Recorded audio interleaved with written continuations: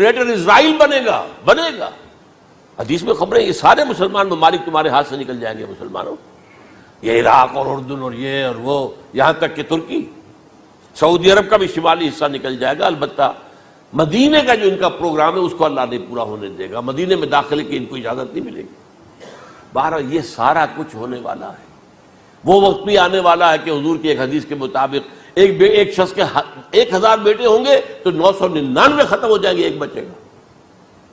یہ وقت بھی آنے والا ہے کہ حضور فرماتے ہیں اتنی بڑی جنگ ہوگی، اتنی خوریزی ہوگی کہ پوری زمین اٹھ جائے گی لاشوں سے۔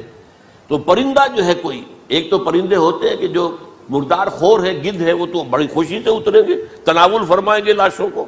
اسی طریقے سے کوے ہیں، چیلے ہیں، لیکن جو نفاست پسند پرندے ہیں وہ لاش کے اوپر اترنا نہیں چاہتے۔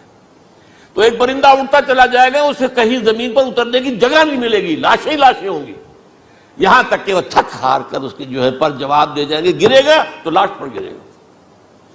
یہ وقت آنے والا، اور یہ یہودیوں کے ہاتھوں، یا یہودیوں کے جو سپورٹرز ہیں اس وقت، جو ان کے ہاتھ میں آلہ کار ہیں، ان کے ہاتھوں آنا ہے۔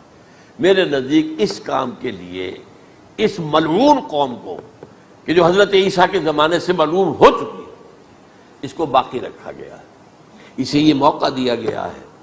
اس نے اسرائیل بنا لیا ہے، تقریباً 2000 سال کے بعد وہ دوبارہ آ کر آباد ہوئے اس سرزمین میں جہاں سے نکال دیے گئے تھے 70 عیسوی کے اندر۔ یہ سارا کچھ کیوں ہو رہا ہے؟ ان کا یہ استثناء کیوں کیا گیا؟ یہ بڑی تلخ بات ہے، یہ یاد کر لیجئے۔ کیونکہ یا تو قوم اسی وقت ہلاک کر دی جاتی، جیسا کہ ہوا قوم نوح، قوم ہود، قوم عاد، قوم ثمود، قوم شعیب، یہ ہوا کہ نہیں ہوا؟ اور سدوم اور عمورہ کی بستیاں جہاں حضرت لوط بھیجے گئے، اور آل فرعون جو ہلاک کیے گئے، یا تو پوری قوم ہلاک کی جاتی؟ نہیں، یہ یوں سمجھیے کہ اس پورے معاملے کو درمیان میں سے ایک وقفہ دے دیا گیا، حضرت عیسیٰ کو اٹھا لیا گیا، اور حضرت عیسیٰ دوبارہ آئیں گے۔ یہ کیوں کیا گیا؟ اب اس میں بڑی تلخ بات آپ سے کہہ رہا ہوں، یہ آپ کے لیے قبول کرنا آسان نہیں، حلق سے نیچے اترے گی مشکل سے۔ اس قوم کو زندہ رکھا گیا ہے جو ملعون اور مغضوب علیہم قوم ہے۔ سب سورہ فاتحہ میں مفسرین لکھتے ہیں ضالین، یہ نصارہ ہے، اور مغضوب علیہم یہ یہودی ہیں۔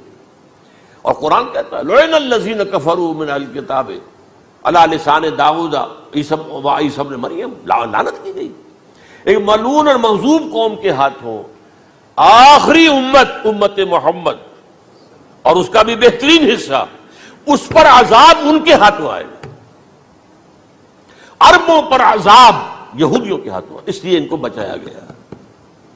یہ میں نے کئی دفعہ واقعہ سنایا، مولانا اسلائی صاحب بتایا کرتے تھے، کیونکہ وہ راجپوت تھے، یو پی کے راجپوت، مشرقی حصے کے، کہ ہمارے ہاں کوئی نوجوان اگر کوئی بڑی گری ہوئی حرکت کرتا تھا تو اس کے سر پر چمار کے ذریعے، چمار کے ہاتھوں جوتا لگوایا جاتا تھا۔